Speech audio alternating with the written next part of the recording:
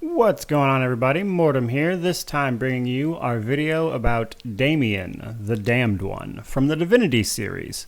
So, before I jump into anything, as with most of these lore videos, I have to explain that I'm going to be telling you basically everything I can verify that is canon about this person, which stretches a lot of games. Because while Divinity Original Sin 2 is hands down the most popular entry in the series and is factually where most people have jumped into it at, it's actually only about in the middle of the timeline.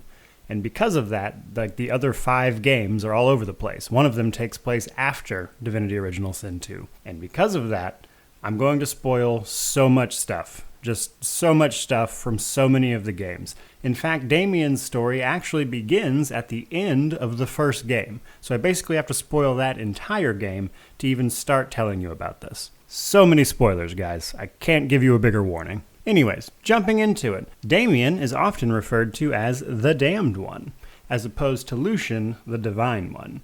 But who is Damian? Well, Damian is actually the baby from the end of Divine Divinity. So the first Divinity game ended with the Demon of Lies, who is an avatar of Chaos, the demon god. If you're interested in any of that, I'll link some videos down below, but kind of just breezing through it here. The Demon of Lies abducted a baby, who turned out to be Damian in the long run, and was performing a ritual to bring forth Chaos in full force into Rivellon. Because long ago, he was banished from Rivellon and can only be summoned back. He can't willfully enter the place. So the goal of this ritual was to put Chaos into a human vessel, which was Damian, but as a baby. This fails. The plot of Divine Divinity is that Lucian, the canonical protagonist of Divine Divinity, slays the Demon of Lies and stops the ritual. However, he's not able to stop the transfer of some of the power of Chaos into Damian. So while Chaos was not brought forth into Rivellon, unfortunately, the power of his being was still transferred into Damian. To what extent, it is deliberately left unclear. But to that end, Lucian was ultimately faced with a choice right here. Does he kill an infant or not? Because this infant is damned for all intensive purposes. And this is where we start getting into even more spoilers. Obviously, he can't do that. So he doesn't. He decides to take Damian in, raise him as his own, and see if that will help. This is where things get a little not canon, and it's why I specifically mentioned canon stuff at the beginning of the video. There is a series of short stories, and I think it might be a book actually, I'm honestly not sure, but there is a written account of the next 15 years of Damian's life. The problem is that whether or not it's canon is very much so up for debate. One of the most startling reasons why is that Alexander, a prominent character from Divinity Original Sin 2, who is Lucian's biological son and is actually a year younger than Damian, is not mentioned in this story at all.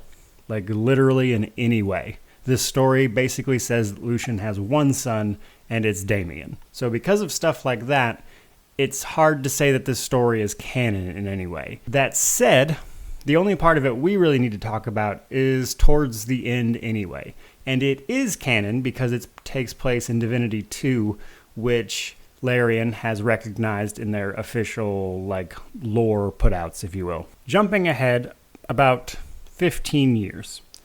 Damian is in the Paladins, training to be a Paladin.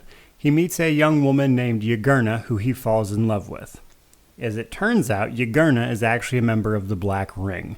The Black Ring are Chaos's agents on Earth, basically. Or Rivellon, rather. The Black Ring, in serving Chaos, obviously want to serve Damian because Damian is Rivellon's as close as they can get to Chaos, basically. So Yagurna was tasked with finding Damian, telling Damian about who he actually is, which he does not know up to this point, and explaining what he could be. Lucian catches wind of this before she gets a chance to do this, and has her executed. Damian actually walks in on this execution. Obviously, that doesn't end well. Damian freaks out, leaves the area, goes to the Black Ring, rallies them, becomes their leader, because again, he's like their leader to them already, despite not actually knowing any of them. And with the Black Ring behind him, he goes to full-on war with Lucian.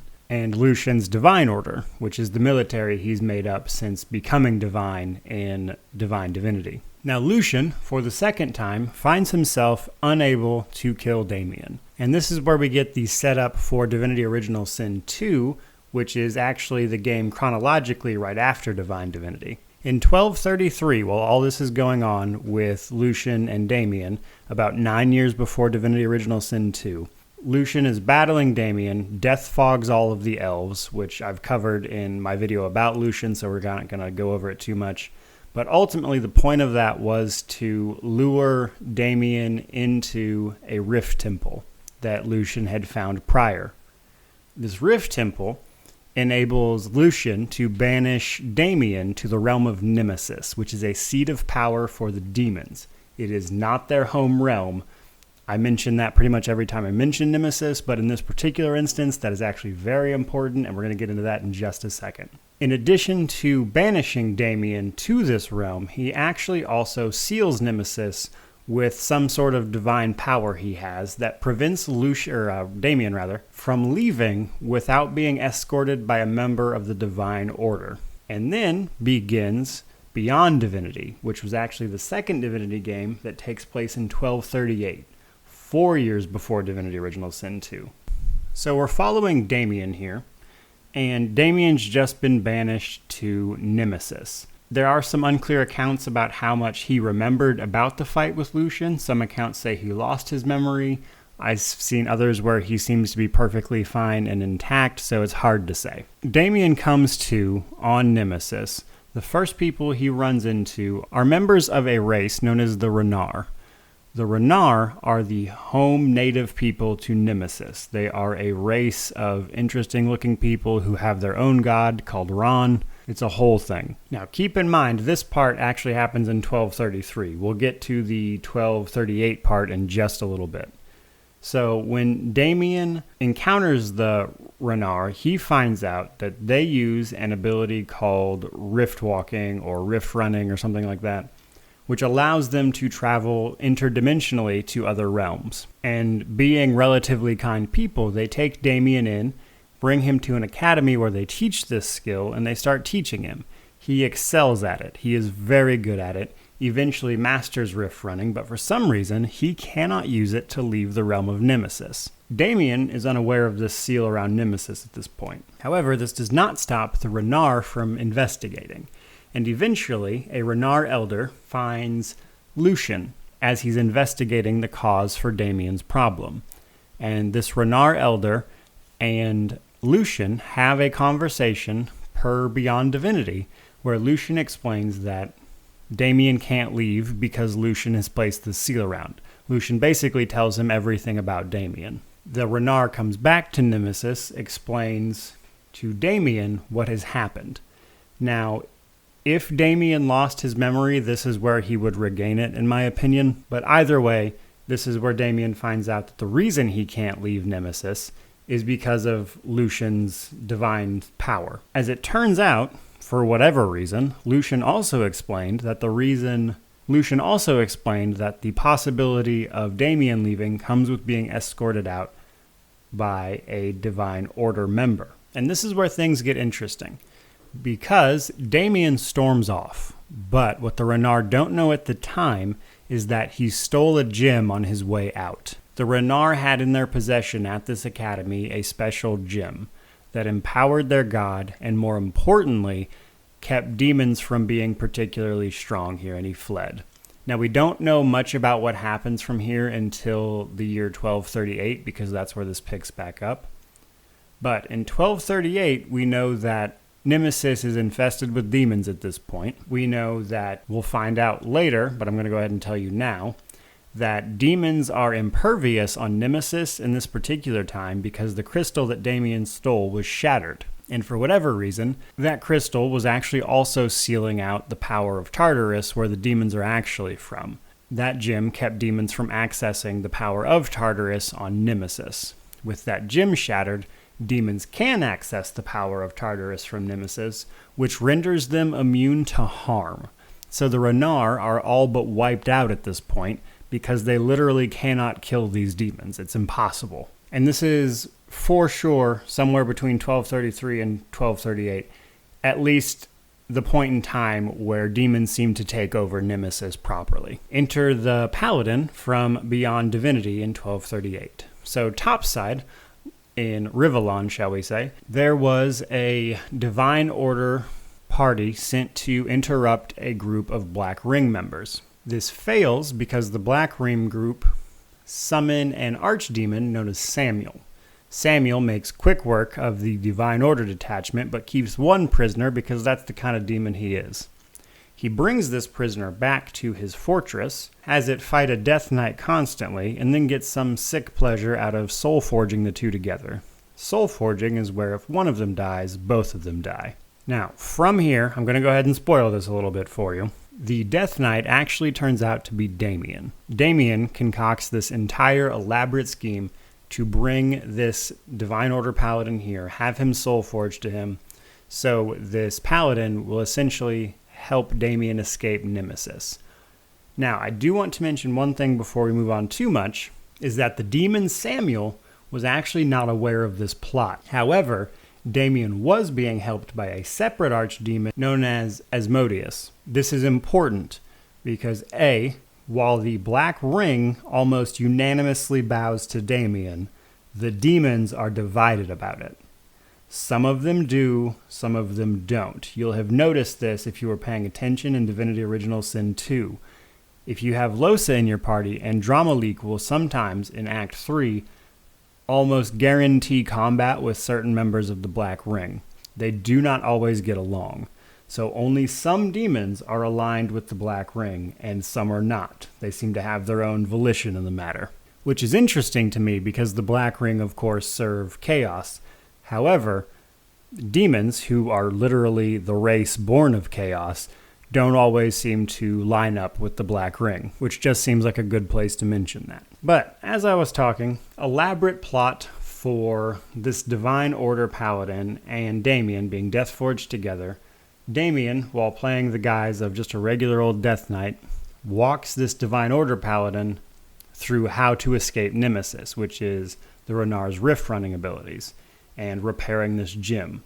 Now, interestingly enough, it is canon that this gem does get repaired. So in theory, at the end of Beyond Divinity, demons are not unstoppable, immune to damage beasts in Nemesis anymore because the crystal is restored, and thus so is Ron, the Renari god's power. So that's something, but not really the focus of this video. Ultimately, Damien is successful here. He manages to guide this Divine Order Paladin through learning how to Rift Run, and that gets the Divine Order Paladin to escort Damien off of Nemesis back to Rivellon. In a kind of weird thank you, Damien doesn't kill this person and breaks the soul forge that kept them together. And then this is the last we hear of this Paladin, which is kind of a bummer because it's kind of a very interesting story, and they just kind of like, all right, go off into the woods with you, Paladin. From here, we don't hear from Damien, and 4 years later, in Divinity Original Sin 2, he's an afterthought to that entire plot.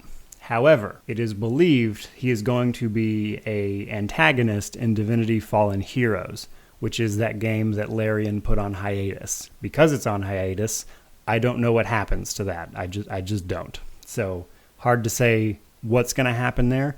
However, because Divinity 2 is out, which actually came after, chronologically that is, Divinity Original Sin 2, I can tell you where it's going to end. Damien escapes Nemesis in 1238, after spending 5 years there. He gets off of Nemesis, is hellbent on revenge against Lucian. However, he's learned his lesson at this point. He needs to take a more tactical approach. He starts building his forces. Again, I don't know what happens with Fallen Heroes, which takes place in 1244, which was already announced by Larian. However, I do know, sometime around the 1245 to 1250 area, Damien mind controls a Dragon Knight, the Dragon Knights having aligned with the Divine Order at some point under Lucian, perhaps because of something that happens in Fallen Heroes maybe. But either way, Damien mind controls this Dragon Knight, forces it to at least attack Lucian and fake assassinate him in front of his army. Now, at some point after this fake assassination happens, Damien takes Lucian and transports him to a place called Hypnerotomachia, which is a place outside of time, where he imprisons Lucian and tells him that Lucian is going to watch him destroy Rivellon in some sort of ultimate payback type thing. Keep in mind, this happens in like 1250 at the latest. Divinity 2 does not take place until 1300. So over the next 5 decades, it would appear that all Damien's doing is gathering his forces because he knows that Lucian is imprisoned and he has all the time in the world. Thanks to some things that Larian has put out, we know that Damien spends at least part of this time researching old demon technology. This is the same technology that is seen in the chronologically first game of Divinity Dragon Commander, which takes place about 10,000 years before Divine Divinity. It's kind of a weird game where you do like RTS stuff and you use a bunch of like robots and that kind of thing, airships and stuff. All of this technology is actually destroyed at the end of that game. However, it would seem that Damien manages to recover some of it and rebuild it and start building some of those technological armies that had gone missing. And then we have the plot of Divinity 2. So Divinity 2 revolves around the last Dragon Knight, which is your player character. The Dragon Knights are aware that obviously they never actually betrayed the Divine Order, but nobody else knows that.